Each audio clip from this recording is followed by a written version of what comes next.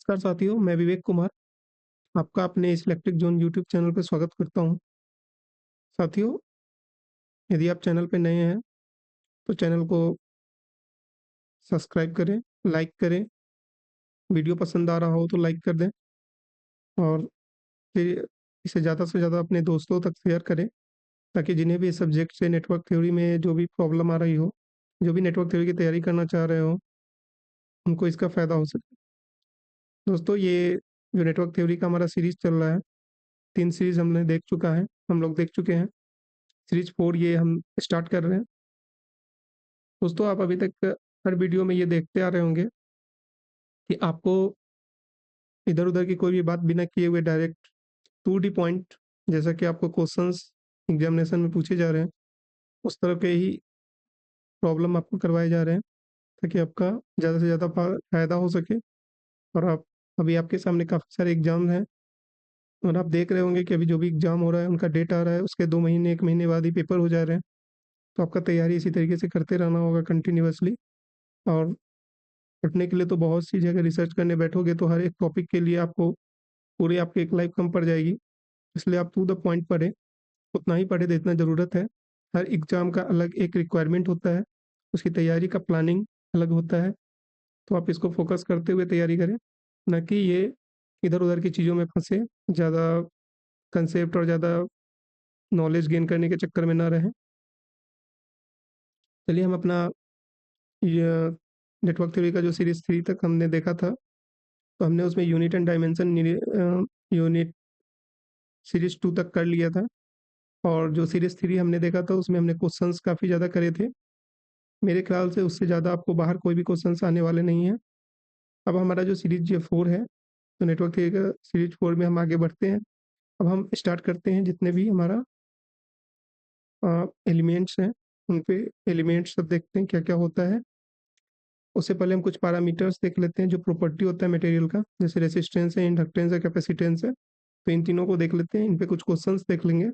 उसके बाद हम नेटवर्क एलिमेंट स्टार्ट करेंगे जिसमें लीनियर, नॉन लीनियर क्या होता है, यूनिलैटरल, बाइलैटरल क्या होता है, एक्टिव, पैसिव क्या होता है, ठीक है? इसके बाद जितने भी सोर्सेज होते हैं, डिपेंडेंट सोर्स, इंडिपेंडेंट सोर्स क्या होता है, तो ये सारी चीज़ें देखेंगे। तो चलिए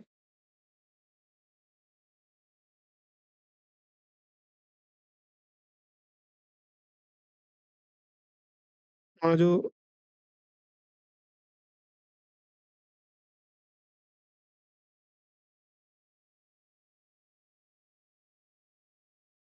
फर्स्ट टॉपिक है वो है रेजिस्टेंस।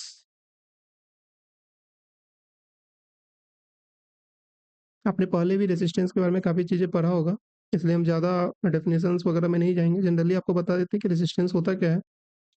डेफिनेशन आपको एग्ज़ाम में आएँगे नहीं, वैसे मैं डेफिनेशन बता देता हूँ। Resistance it is a property of material, ये भी बोल सकते हैं it is a network element which opposes the flow of electric current. ठीक है? तो ये क्या है? ये एक प्रॉपर्टी है किसी भी मटेरियल का या किसी भी इलेक्ट्रिक नेटवर्क देखेंगे तो उसका एक एलिमेंट है जो कि पाथ में जो भी इलेक्ट्रिक करंट फ्लो होता है उसका अपोज करता है। और जो इलेक्ट्रिक करंट होता है वो क्यों होता है? वो ड्यू टू होता है flow of electrons, flow of charge भी बोल सकते हैं। ठीक है?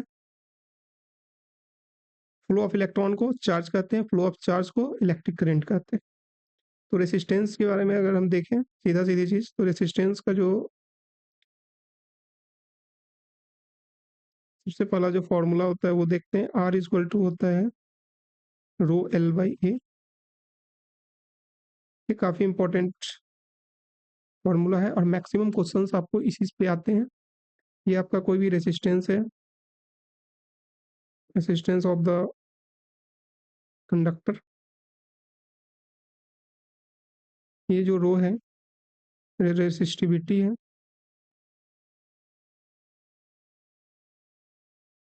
ये लेंथ ऑफ द कंडक्टर है।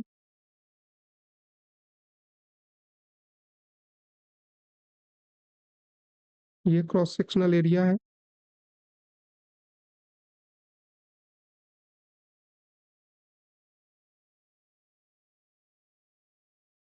देखिए, cross sectional area of the conductor, cross sectional का मतलब क्या होता है? यदि आपके पास कोई भी, ये एज्यूम करिए कि ये आपका वायर है, तो ये जो आपका रीजन है, इसे हम क्रॉस सेक्शनल एरिया बोलते हैं, जो आपको सर्कुलर टाइप का दिखता है। ठीक है, ये आपका क्रॉस सेक्शनल एरिया।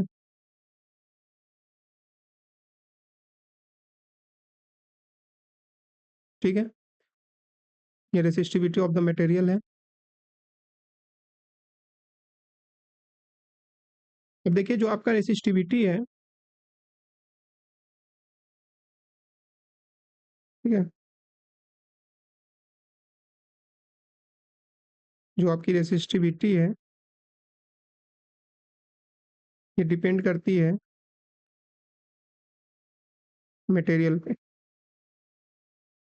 आपने किस तरह का मटेरियल लगाया है, आपने कॉपर लिया है, एल्युमिनियम लिया है, तो जिस भी तरह का आपने रेसिस्टिव मटेरियल लिया है उस पे रेसिस्टिविटी की डिपेंडेंसी होती है। उसी तरह का आपको पता है रेसिस्टिविटी का यूनिट भी क्या होता है, ओम मीटर। रेसिस्टिविटी जो होता है वो ओम मीटर में होता है। ठीक है, इसके बाद क्या होता है, ये जो रेसिस्टिविटी होता है इसी को हम लोग एक और नाम से जानते हैं, स्पेसिफिक रेसिस्टेंस।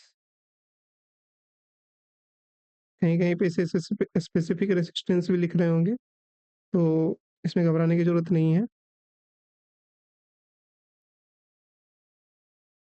अब यदि हम बात करें रेसिस्टेंस की, कि रेसिस्टेंस का डिपेंडेंसी किस किस चीज़ पे होता है, तो हम देखेंगे कि रेसिस्टेंस जो होता है वो डिपेंड करता है, सबसे पहला डिपेंड्स अपॉन द टेम्परेचर। दूसरा इसका डिपेंडेंसी होता है depends upon the material of the conductor.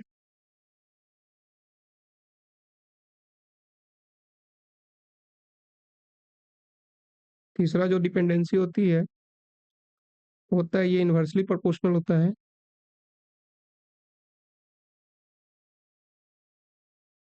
To the cross sectional area.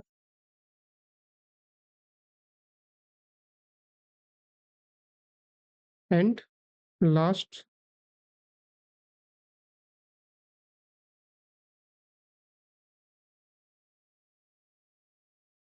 Directly proportional to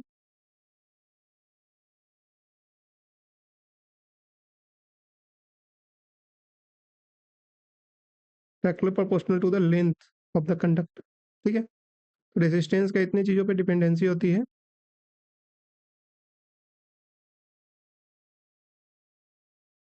देखिए आपसे इस तरीके से क्वेश्चन भी यहाँ पे बन सकता है कि the resistivity of a conductor depends upon pressure, B temperature, C है आपका डिग्री ऑफ इल्यूमिनेशन,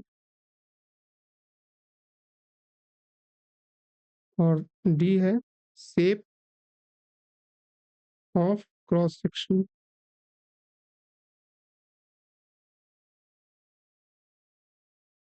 तो बताइए आपका रेसिस्टिविटी किस चीज़ पे डिपेंड करते हैं। तो देखिए जो रेसिस्टिविटी होता है ऑफ ए कंडक्टर वो डिपेंड करता है हमारे किस पे, टेम्परेचर। ठीक है, ये जो शेप ऑफ क्रॉस सेक्शन है, आप सोच सकते हो कि शेप ऑफ क्रॉस सेक्शन क्यों नहीं हो रहा है, तो ये शेप ऑफ क्रॉस सेक्शन है, ये नहीं बोला है कि cross sectional area of the conductor. ठीक है, तो क्रॉस सेक्शनल एरिया होगा ऑफ द कंडक्टर तो होगा, शेप ऑफ क्रॉस सेक्शन नहीं बोल सकते हैं। तो ये आपको समझ में आ गया होगा।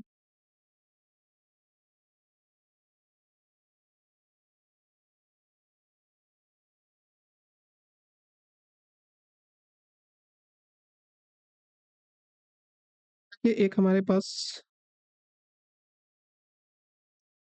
ओम्स लॉ भी होता है। इसका क्या लिमिटेशन है कि ये वर्क करता है एट कांस्टेंट टेम्परेचर। ठीक है, यानी कि जो भी वायर एक्सपोजर में होंगे, जो भी ट्रांसमिशन लाइन होते हैं पावर सिस्टम में, वहां पे हम लोग ओम्स लॉ यूज नहीं करते। अब ओम्स लॉ क्या होता है कि I directly proportional to V होता है, so I is equal to V by R होता है, and here this R is constant. and this proportionality constant is known as resistance.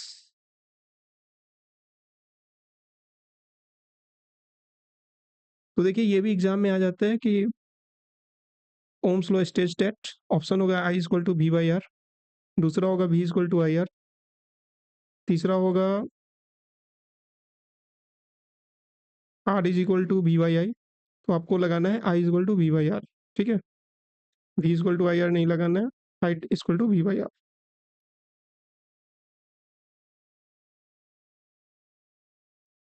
Next concept आपका क्या है, आर टी टेम्परेचर पे जो dependency होती है वो होती है R naught 1 plus alpha del of T, ये प्लस माइनस दोनों होता है। अब यहाँ पे एक चीज समझिए कि जो हमारा ये जो आर टी है इसको हम आर टू भी बोलते हैं, ये आर नॉट आर वन हो जाता है, 1 plus minus alpha del T जो होता है इसको बोलते हैं T two minus T one. अब ये टी क्या है, टेम्परेचर है, आपको बता चुके हैं, और टेम्परेचर का यूनिट भी आपको बताया जा चुका है क्या होता है, डिग्री सेल्सियस, और सीजीएस यूनिट क्या होता है, केल्विन, ठीक है। और हीट का जूल एसआई यूनिट और सीजीएस यूनिट कैलोरी होता है, और 1 कैलोरी 4.18 जूल होता है। तो यहाँ पे क्या हो रहा है कि ये जो R2 है ये फाइनल रेसिस्टेंस, रेसिस्टेंस की यूनिट ओम होती है। R1 जो है वो क्या है, इनिशियल रेसिस्टेंस,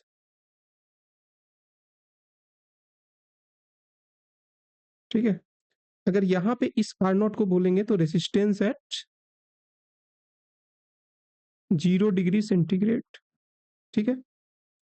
अल्फा जो है वो टेम्परेचर को इफिशियंट, चूंकि ये टेम्परेचर कोएफिशिएंट है तो इसे लिखते हैं पर डिग्री सेंटीग्रेड, ठीक है। ये सारा चीज आपको वेल नोन हो गया इसमें। अब आपको ये चीज इसमें समझना है कि जो पॉजिटिव साइन यूज होगा वो होगा कंडक्टर के लिए, और जो निगेटिव साइन यूज होगा वो होगा सेमी कंडक्टर के लिए।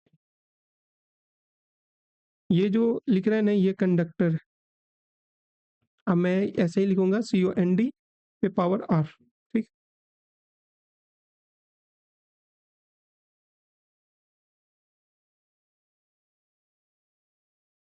इसमें क्या बच गया है, आपको ये जानना बच गया है कि जो रेसिस्टेंस होता है यदि टेम्परेचर बढ़ता है तो रेसिस्टेंस भी बढ़ता है in the case of conductor, but in the case of semi conductor if resistance increases then temperature reduces, this is for semiconductor। ये दो केस याद रखिए, अगर एलॉय का केस ले रहे होंगे तो इसमें क्या हो जाएगा, टेम्परेचर 0 हो जाता है, so R T is equal to R naught हो जाता है, या बोल सकते हैं R two is equal to R one हो जाता है, ठीक है।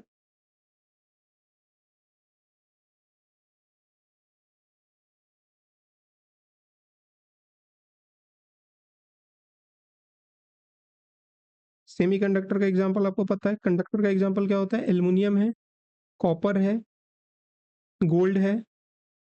गोल्ड का सिंबल क्या होता है, गोल्ड का सिंबल होता है AU, सिल्वर का AG, सिल्वर भी कंडक्टर है। बेस्ट कंडक्टर जो होता है इलेक्ट्रिसिटी का वो सिल्वर होता है, और बेस्ट कंडक्टर ऑफ हीट हो बोले या बेस्ट कंडक्टर बोले सारा आपका सिल्वर ही आता है, ठीक है। गोल्ड क्या होता है कि गोल्ड जो होता है वो सबसे बेस्ट हमारा टेंसाइल स्ट्रेंथ उसका होता है, ठीक है, क्योंकि उसका आप अगर उसे आप खींच करके तार बना सकते हैं। चलिए नेक्स्ट क्या होता है, तो आपको अभी तक में जो रेसिस्टेंस के बारे में बताया गया है, एक तो बताया गया R equal to rho L by A formula, दूसरा आपको बताया गया ओम्स लॉ से I equal to V by R, तीसरा बताया गया R T equal to R naught 1 plus alpha del of T, del of T is T2 minus T1, T2 is the final temperature and T1 is the initial temperature, R2 is equal to R1, यानी RT को R2 से भी replace किया जा सकता है, तो ये फाइनल रेसिस्टेंस हो जाएगा। R0 को R1 से रिप्लेस कर सकते हैं, जो कि इनिशियल रेसिस्टेंस हो जाएगा। R0 जो होगा वो एक रेसिस्टेंस होगा जो कि 0 डिग्री सेंटीग्रेड पे होगा, ठीक है।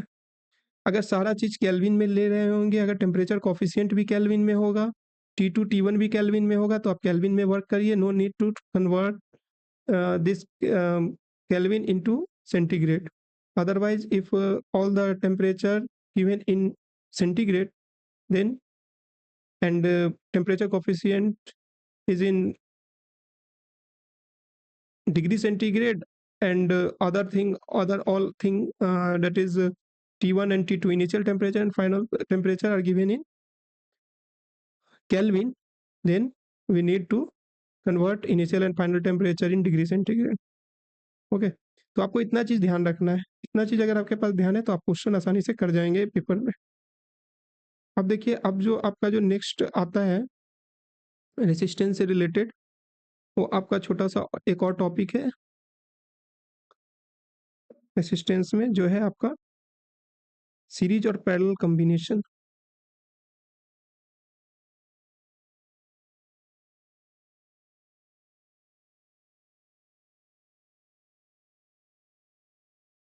सीरीज पैरेलल कॉम्बिनेशन में आपको क्या देखना होता है, अगर सीरीज कॉम्बिनेशन देखें,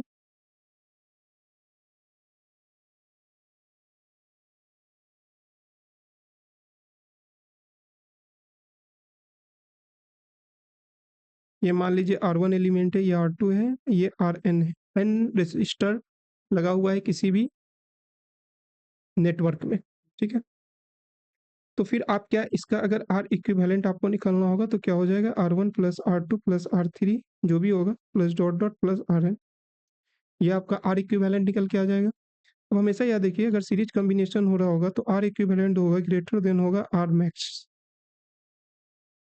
मतलब जितने भी एलिमेंट उसमें लगे होंगे, ठीक है, जितने भी एलिमेंट उसमें लगे होंगे उन सब से ज्यादा आपका R इक्विवेलेंट आएगा in the case of series. इसके बाद आपको ध्यान रखना है पैरेलल कॉम्बिनेशन के बारे में।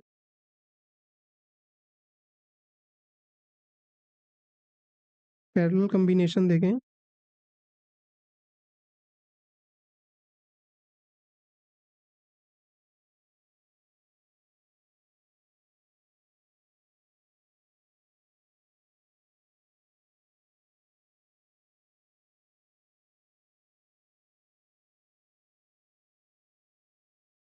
R1 R2 Rn, तो जब इसका R इक्विवेलेंट निकाल रहे होंगे तो क्या हो जाएगा, 1/R1, ये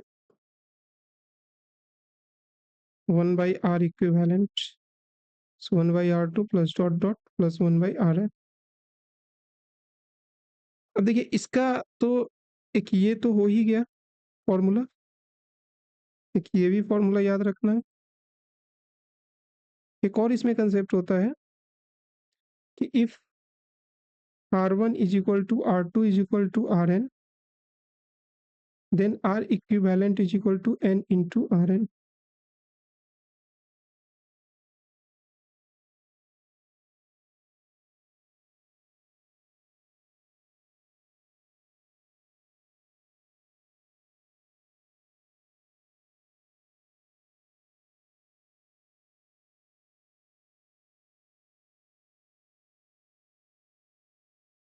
इसे भी ध्यान में रखना होगा।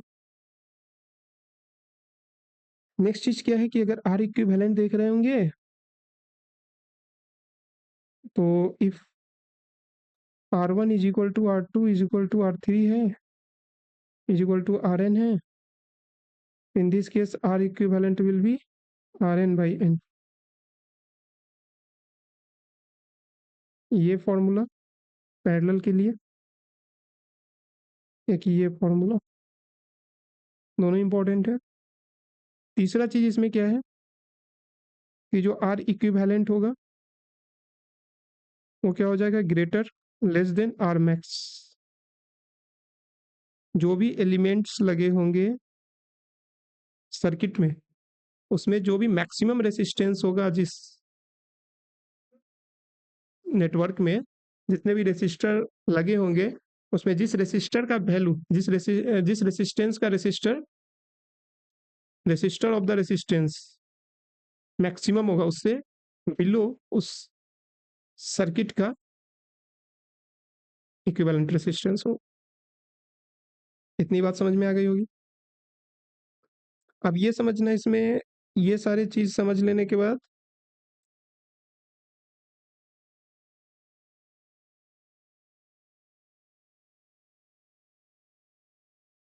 एक चीज और है, इसको नोट करके लिख ले कि the electrical appliances are connected parallel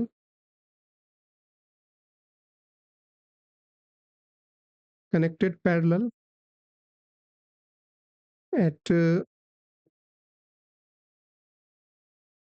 home। जो घर होता है उसमें जितने भी इलेक्ट्रिकल एप्लियंसेज होते हैं सारे कनेक्टेड होते हैं पैरेलल में। उसका रीजन क्या है?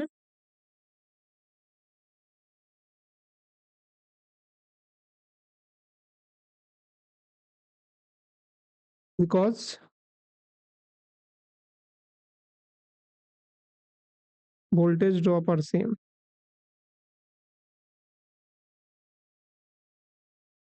सिमिलरली अगर आपसे पूछता है स्ट्रीट लाइट के बारे में, तो ये भी सिमिलरली पैरेलल में कनेक्टेड रहता है।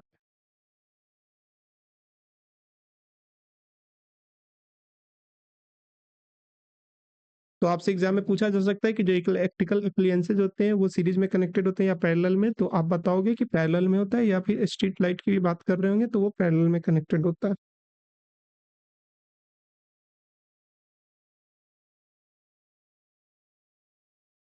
अब एक क्वेश्चन है जिसको देख रहे हैं, इसको हम न्यू पेज पे ले लेते हैं। क्वेश्चन क्या है? When when electric current passes through a bucket full of water, lot of bubbling is observed.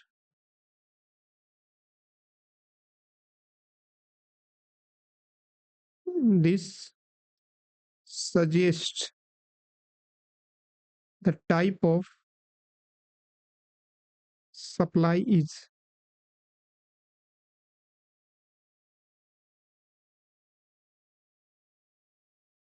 A है DC, B है both AC and DC, C है either AC और DC, and D है none। बताइए क्या होगा?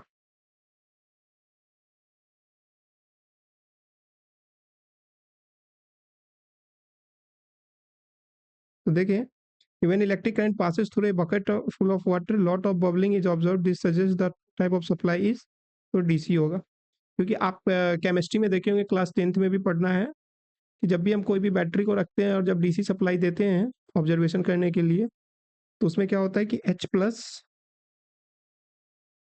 एंड OH माइनस रिलीज हो जाता है, एक कैटायन एक एनायन पे। तो इस तरीके से दो आयंस डिस्प्लेस हो जाते हैं to each other, break the water, water के जितने भी आयंस होते हैं वो ब्रेक हो जाते हैं H plus and OH minus. तो डीसी सप्लाई देते हैं और ये हाइड्रोजन के कारण जो बबलिंग होता है वाटर में देखने को मिलता है आपको। ठीक है।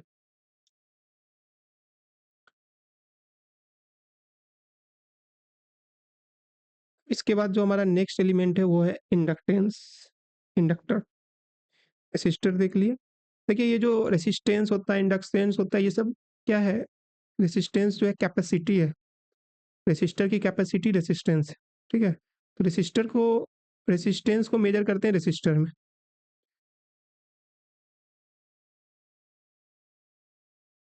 बोलते क्या है? The resistance of the resistor, ठीक है? The resistance of the resistor, यानी रेसिस्टर का रेसिस्टेंस कितना है। तो किसी भी रेसिस्टर को मेजर करते हैं रेसिस्टेंस में, सॉरी हमने पहले गलत बोल दिया था। किसी भी रेसिस्टर को मेजर करते हैं रेसिस्टेंस में, the resistance of the resistor बोला जाता है।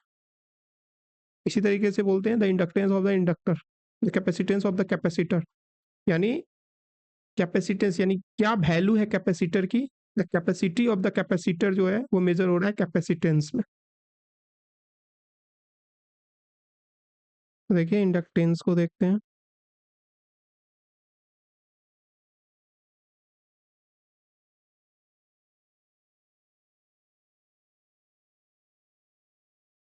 तो सबसे पहली चीज कि इंडक्टेंस जो होता है उसका यूनिट तो आपको बता दिया गया क्या होता है, हेनरी। इसको कैपिटल एच से रिप्रेजेंट करते हैं। सेकेंड बात इसमें आपको ये जानना है कि ये स्टोर क्या करता है। तो it store electric current and opposes the sudden change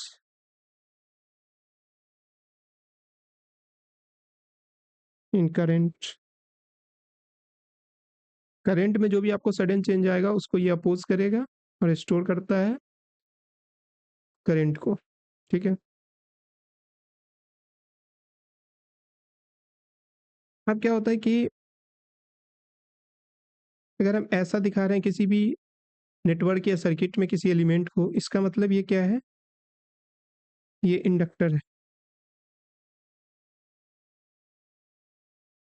ये इंडक्टर है। बट इसमें जो रेसिस्टेंस की वैल्यू है, जो इंटरनल रेसिस्टेंस है इसका, ठीक है, ये क्या है? इंटरनल रेसिस्टेंस जो है वो क्या है? 0। सिमिलरली यदि कॉइल की बात कर रहे हो तो उसमें एक तो इंडक्टर होगा और एक इंटरनल रेसिस्टेंस होगा जिसको स्मॉल आर से दिखा रहे होंगे, और ये इंडक्टर को एल से, अच्छा इंडक्टेंस को एल से रिप्रेजेंट करते हैं। तो ये एक कॉइल है और इसमें जो इंटरनल रेसिस्टेंस की वैल्यू है वो है ओम में, वेरी स्मॉल वैल्यू होती है, ओम में हो जाए। तो इंटरनल रेसिस्टेंस जो है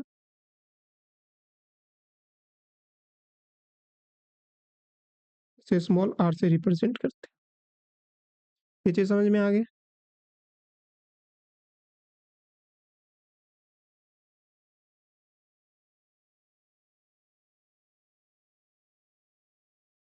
अब हम इसके कुछ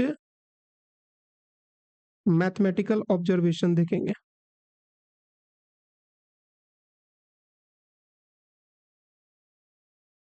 एकदम आराम आराम से पढ़ना है, कोई भी हड़बड़ी कोई जल्दीबाजी नहीं है। मैथमेटिकल ऑब्जर्वेशन में आपको सबसे पहला चीज जो दिखाएंगे वो है सेल्फ इंडक्टेंस।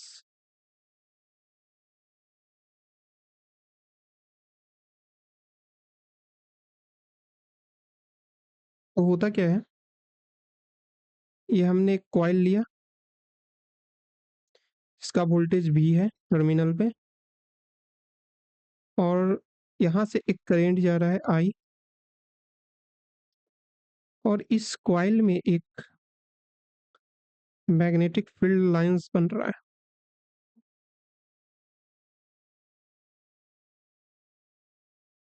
ये नंबर ऑफ टर्न्स N है और इलेक्ट्रिक करंट I आ रहा है इसमें।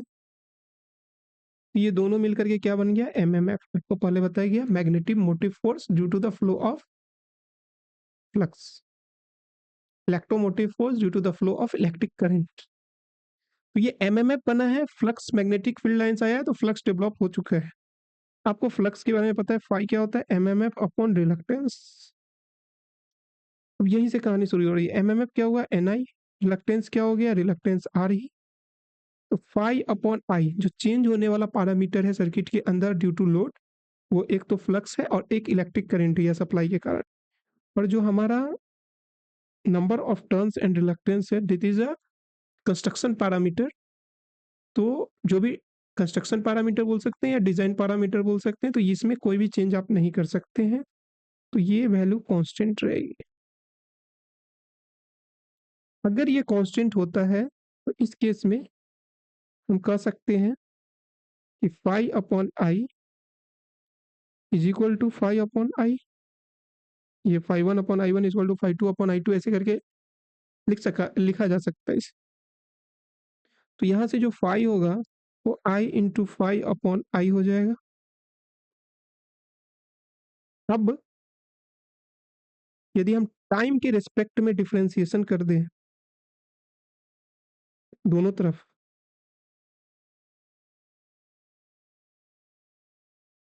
दोनों तरफ हम लोग डिफरेंशिएशन ले रहे हैं with respect to time, differentiate with respect to time in both sides. को देखने को क्या मिल रहा है,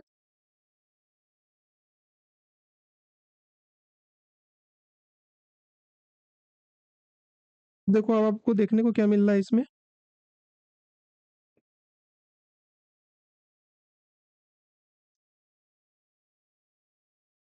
कि यदि आप ईएमएफ पढ़े होंगे कि ईएमएफ इंड्यूस्ड ईएमएफ क्या होता है, तो ई इज इक्वल टू होता है minus N d phi by D t. ये पढ़ना है मशीन में। ये ईएमएफ इंड्यूस कैसे होता है वो भी आपको पता होगा। ईएमएफ इंड्यूस कैसे होता है, जैसे ही भी कोई भी करंट हम फ्लो कराते हैं तो करंट में चेंज आता है, उस चेंज के कारण क्या होता है, फ्लक्स में भी चेंज होता है। फ्लक्स में चेंज होने के बाद क्या होता है कि उसमें एक वोल्टेज उसके पास एक सेटअप हो जाता है उस कॉइल के पास, जिसको हम लोग इंड्यूस्ड ईएमएफ बोलते हैं। तो ये होता है minus N D phi by D t. Negative sign क्यों आ रहा है, due to Lenz law, this negative sign due to Lenz law. Lenz's law, Lenz's law कहता क्या है, it opposes, effect opposes the cause, जिस कारण से हमारा वोल्टेज इंड्यूस हुआ है, वोल्टेज इंड्यूस किस कारण से हुआ है, फ्लक्स के कारण से, इसलिए फ्लक्स को अपोज कर रहा है। तो इसको अगर छोड़ दें अभी, ये तो आप समझ गए। अब इस एक्सप्रेशन को देखिए, D phi by D T upon I into D I upon D T को देखते हैं। तो ये जो D phi upon D T है, D phi upon D T जो है इसको छोड़िए, या अब यहाँ से देखिए E is equal to minus N D phi upon D T, तो इसे देखिए minus N into D phi upon D T को हम क्या लिख, यहाँ पे D phi upon D T यहाँ से लेंगे तो क्या लिख सकते हैं, five upon I into D I upon D T. अब ये ई क्या हो जाएगा, minus L D I upon D t.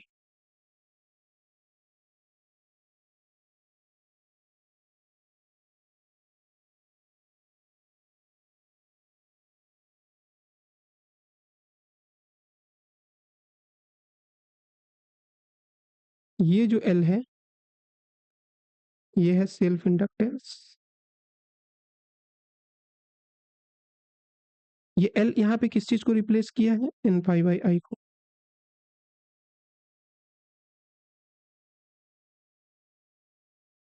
ये एन क्या है, नंबर ऑफ टर्न्स, ये मैग्नेटिक फ्लक्स। एन क्या है, नंबर ऑफ टर्न्स। फाई क्या है, फ्लक्स। आई क्या है, इलेक्ट्रिक करंट। ये समझ में आ गया।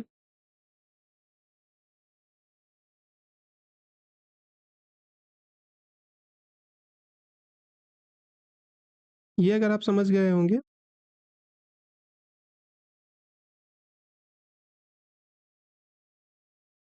तो अब हमारा जो अगला है टॉपिक वो है म्यूचुअल इंडक्टेंस।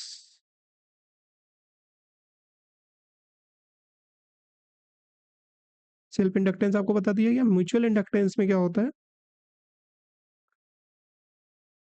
कि हमारे पास एक कॉइल है और एक और कॉइल यहाँ पर सेटअप करा गया। अब जैसे यहाँ पे वोल्टेज लगाए तो इस कॉइल में एक फील्ड बनना शुरू हुआ, और ये जो मैग्नेटिक फील्ड या मैग्नेटिक फ्लक्स जो बन रहा है ये जाकर के सेकेंड कॉइल को क्या किया, मैग्नेटाइज करना शुरू किया, जिसके कारण सेकेंड कॉइल पे एक ईएमएफ इंड्यूस हो गया E2। अब इसका नंबर ऑफ टर्न्स N1 है, इसका नंबर ऑफ टर्न्स N2 है, और यहाँ पे एक फ्लक्स सेटअप हो गया φ1। तो हम क्या बोलेंगे, E2 इज इक्वल टू क्या हो जाएगा, -N2 number of turn secondary का, φ1 1 के कारण सेकेंडरी, प्राइमरी के कारण सेकेंड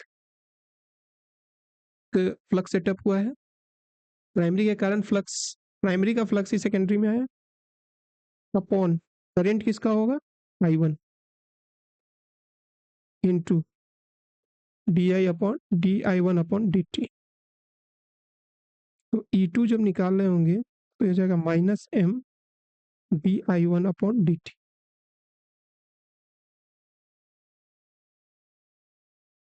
ये जो आपका आया है ये म्यूचुअल इंडक्टेंस है। और चाहे सेल्फ इंडक्टेंस हो या म्यूचुअल इंडक्टेंस हो, दोनों का यूनिट हेनरी ही हो। तो आपको दोनों कॉइल के बारे में समझ गया, सेल्फ कैसे निकालते हैं, म्यूचुअल कैसे निकालते हैं। अब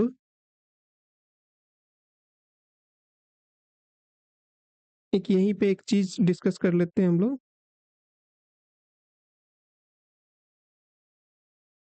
यदि आपके पास एक कॉइल है, दो कॉइल ले रहे हैं, कॉइल 1 कॉइल 2, ये है कॉइल 1, ये है कॉइल 2। यदि इसमें IAC अल्टरनेटिंग करंट पास कराया है, इसमें IDC पास कराया है, तो क्या हो, option A produce flux only, option B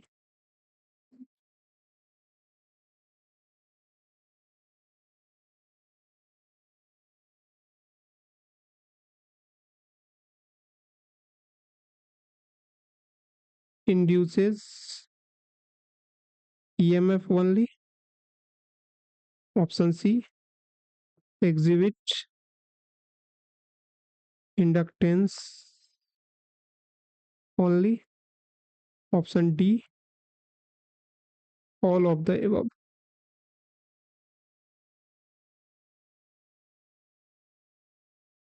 बताइए क्या होगा।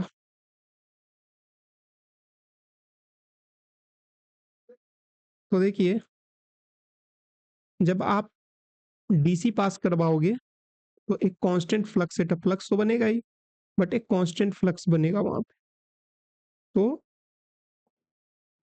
बट ईएमएफ इंड्यूस नहीं हो पाएगा, ठीक है, क्योंकि ईएमएफ इंड्यूस के लिए क्या होता है, करंट में चेंज होना चाहिए विद रिस्पेक्ट टू टाइम। तो टाइम के अकॉर्डिंग तो चेंज होगा नहीं, तो वो जीरो हो जाएगा। तो ईएमएफ इंड्यूस नहीं होगा, बस फ्लक्स सेटअप करेगा। तो फ्लक्स जब सेटअप करेगा तो बोलेंगे कि इस केस में व्हेन डीसी सप्लाई कर रहे हैं तो ओनली प्रोड्यूस फ्लक्स ओनली।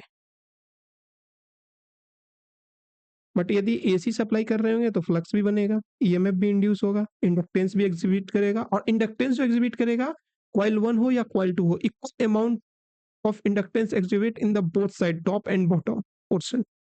तो ऑल ऑफ द एबव यहाँ पे। ये दोनों चीजें समझ में आ गई। नेक्स्ट जो है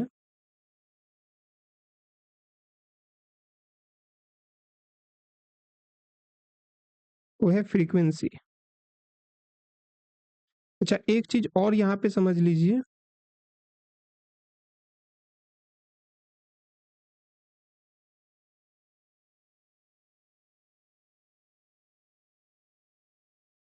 एक होता है इंडक्टिव रिएक्टेंस और एक होता है inductive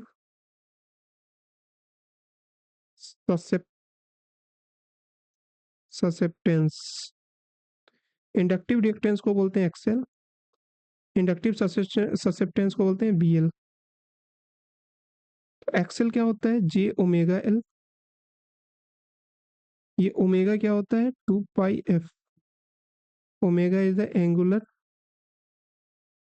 frequency, it is represented in radian per second.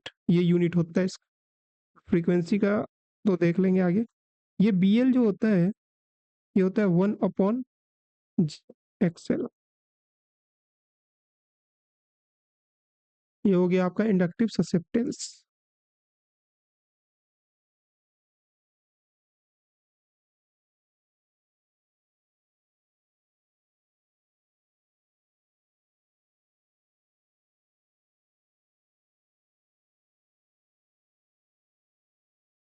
Next चीज एक और इसमें है, ये हमारा जो इंडक्टेंस होता है, नंबर ऑफ टर्न्स और इंडक्टेंस के बीच के रिलेशन पे काफी क्वेश्चन आ जाते हैं। तो हमें याद रखना है कि सेल्फ इंडक्टेंस क्या पढ़े हैं? MMF upon reluctance. एमएमएफ क्या होता है? n/φ। रिलक्टेंस क्या होता है? l अपॉन म्यू ए। तो इसे क्या लिख सकते हैं? n φ mu A upon l। तो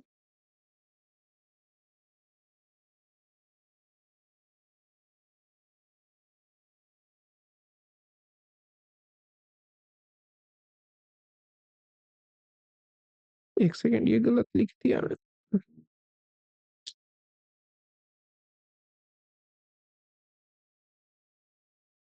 l होता है n φ/i एंड फाई होता है MMF upon reluctance. So l is equal to n into MMF upon I into reluctance. So n into MMF n into I, small I ही कर लो, upon I into reluctance l upon mu ए।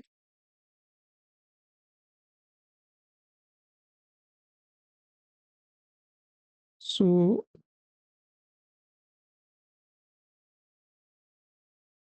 ये I to I cancel, l is equal to n² mu A by L.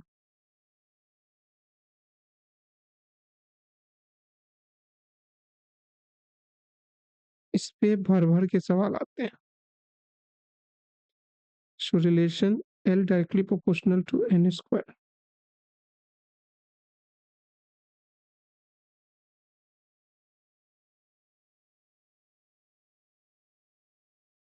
ये दोनों चीजें होगी।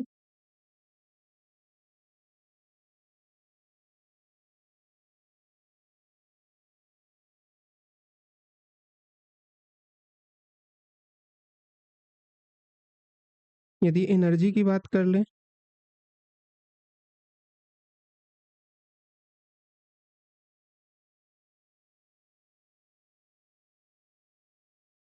तो होता है ½ Li²। इसे भी याद रखिएगा।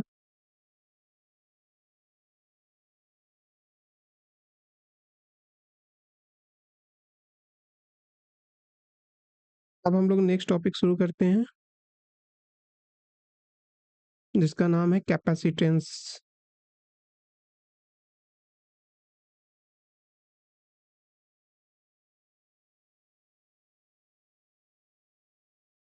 इस कैपेसिटेंस में क्या होता है कि कैपेसिटेंस जो होता है वो स्टोर करता है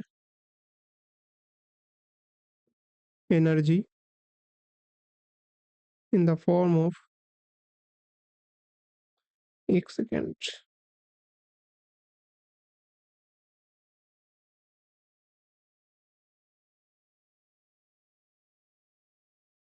देखिए यहाँ पे भी क्या है कि it store the energy in the form of electric current. It stores the energy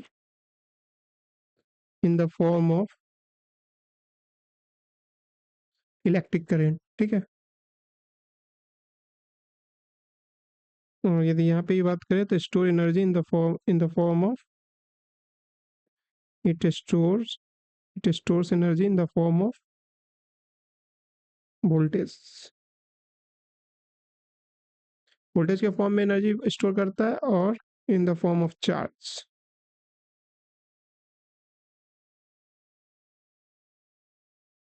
second चीज इसमें क्या होती है कि अपोजेस करता है सडन चेंज इन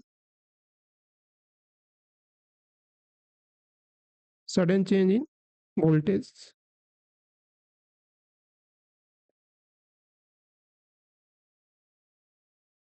अब जो कैपेसिटेंस का जो ये तो फिजिकल आपको बता दिया गया। अब कैपेसिटेंस मैथमेटिकली इसे एक्सप्रेस कैसे करते हैं mathematically.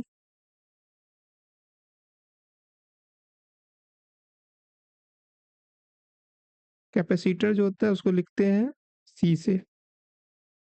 It represented by C and capacitance का जो यूनिट होता है वो क्या होता है farad. C is equal to होता है क्यू अपॉन वी। ये एक फॉर्मूला हुआ। दूसरा इसमें क्या होता है एक होता है C is equal to epsilon A upon D. ये एक्सप्रेशन होता है for the parallel plate of capacitor.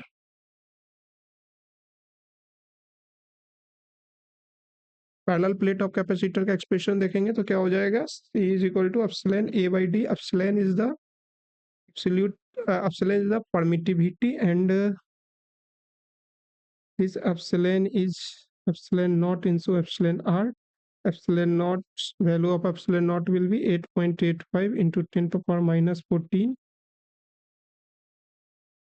coulomb square per Newton meter square. Epsilon r in vacuum 1 होता है।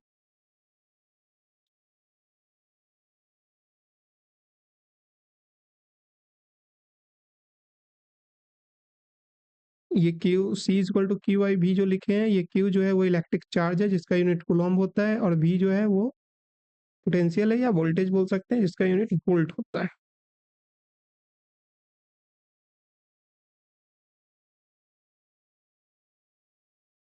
यदि इसमें एनर्जी की बात करें तो एनर्जी जो होता है वो होता है हाफ सी बी स्क्वायर।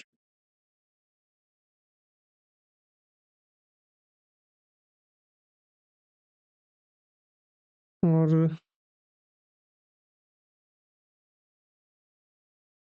इसमें भी होता है इंडक्टिव कैपेसिटेंस एंड सॉरी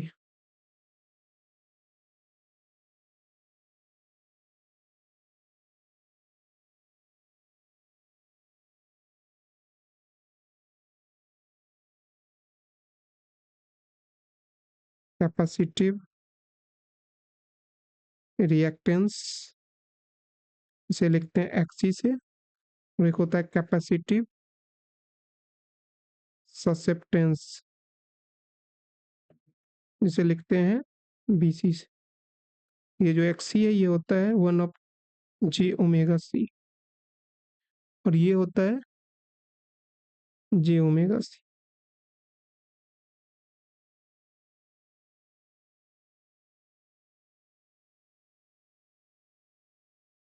इसमें यदि बात करें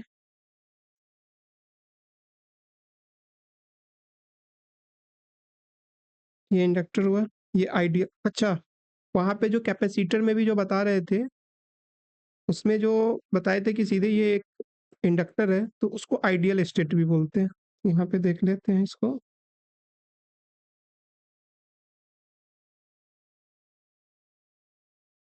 ये जो है ये आइडियल इंडक्टर और ये जो है इसे कॉइल भी बोल सकते हैं या इसे प्रैक्टिकल इंडक्टर भी बोलते हैं। इसे याद रखना है ये बहुत इंपॉर्टेंट। आइडियल प्रैक्टिकल इंडक्टर और coil both are the same thing.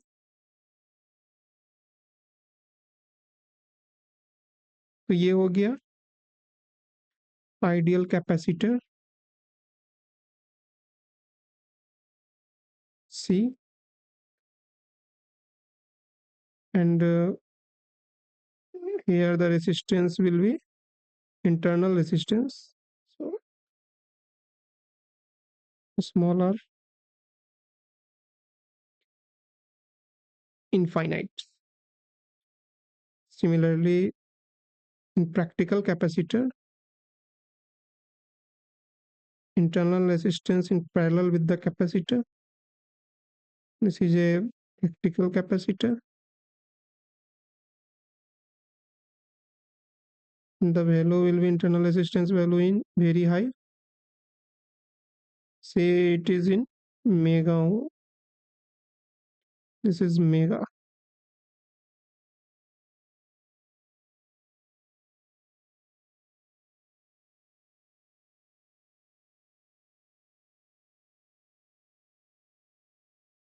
Next चीज जो है वो ये है कि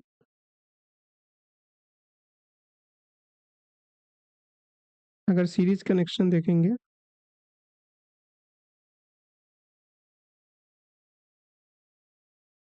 इंडक्टर के लिए,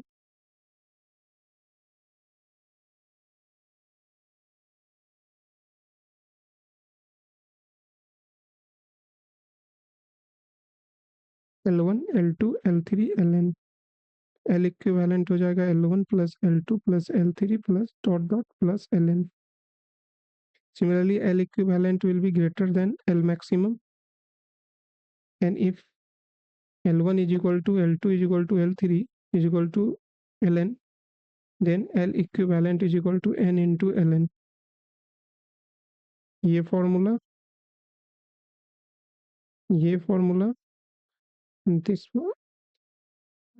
सो बिहेवियर जो होगा आपका सीरीज और पैरेलल कनेक्शन में इंडक्टर का वो सेम एज इट इज होगा रेसिस्टर की तरह, बस कैपेसिटर में आपको चेंज देखने को मिलेगा।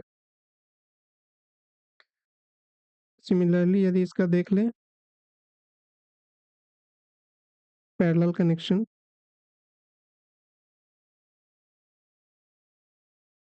तो पैरेलल कनेक्शन में आपको देखने को क्या मिलेगा, ये एक इंडक्टर है,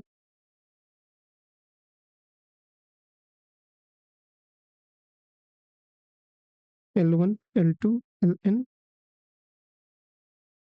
तो L इक्विवेलेंट जो होगा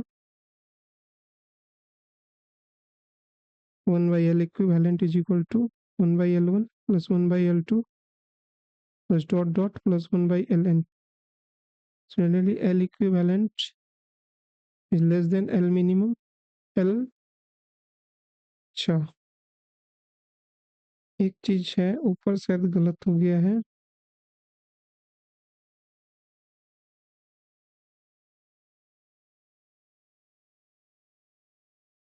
देखिए यहाँ पे ये मिस्टेक हो गया है कि आर इक्विवेलेंट जो होगा पैरेलल कॉम्बिनेशन में वो लेस देन आर मिनिमम होगा। सीरीज में रेजिस्टेंस आर इक्विवेलेंट जो होगा ग्रेटर देन आर मैक्सिमम होगा और पैरेलल में R equivalent less than R minimum होगा।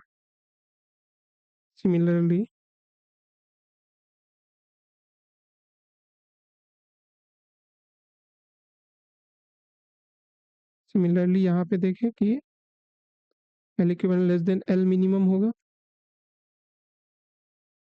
and if L1 is equal to L2 is equal to L3 is equal to Ln है, then L equivalent is equal to Ln by N. ये formula, all three formula are important.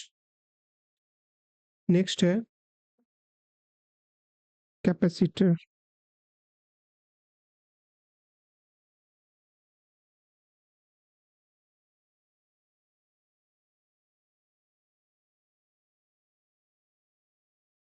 इसका जो पहला देख रहे हैं series connection,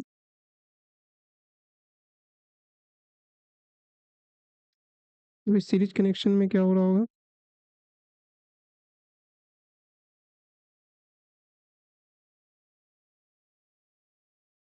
C1 C2 C3 C4 Cn। C equivalent क्या हो जाएगा? C1 प्लस C नहीं, तो अब यहाँ पे क्या होगा? यहाँ पे क्या होगा? C1/C equivalent is equal to 1/C1 plus 1/C2 plus 1/C3 plus dot dot 1/Cn। यहाँ पे जो C इक्विवेलेंट होगा लेस देन C मिनिमम होगा। और if C1 is equal to C2 is equal to dot dot equal to Cn, then C equivalent is equal to Cn by n।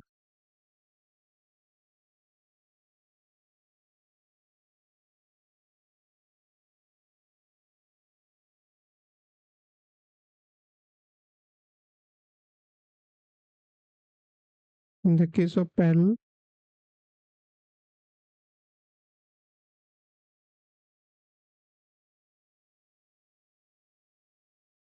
Connection में क्या होगा?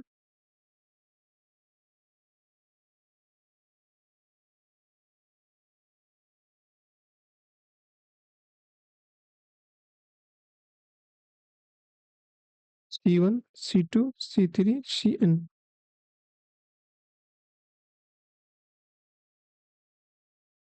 C equivalent is equal to C1 plus C2 plus C3 plus dot dot plus Cn।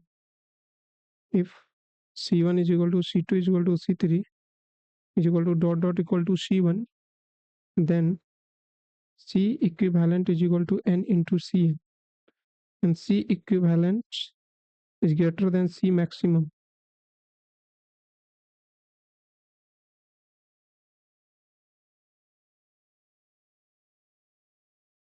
हो गया। तो आज आपको सारा चीज बता दिया गया जितना भी था। कल क्या करेंगे? आज यहीं तक रहने देते हैं। कल क्या करेंगे हम लोग कि कल हम लोग देख लेंगे प्रॉब्लम। इस पे काफी प्रॉब्लम है। रेसिस्टेंस पे अलग काफी ज्यादा प्रॉब्लम है, इंडक्टर पे अलग है, कैपेसिटेंस पे अलग है। तो आज यहीं तक रहने देते हैं, ठीक है। और प्लीज यदि चैनल पे नए हैं तो चैनल पे लाइक जरूर करें, क्योंकि लाइक करते हैं तो मोटिवेट होते हैं आपको और भी बढ़िया वीडियो लाने के लिए और भी पढ़ाने के लिए। नहीं तो मोटिवेशन जो होता है वो डाउन हो जाता है, फिर मन नहीं करता है वीडियो बनाने। तो प्लीज़ अगर आप वीडियो देख रहे हैं तो वीडियो को जरूर लाइक करें और सब्सक्राइब कर दिया करें। Thank you, all the best, take care, जय हिंद, जय भारत।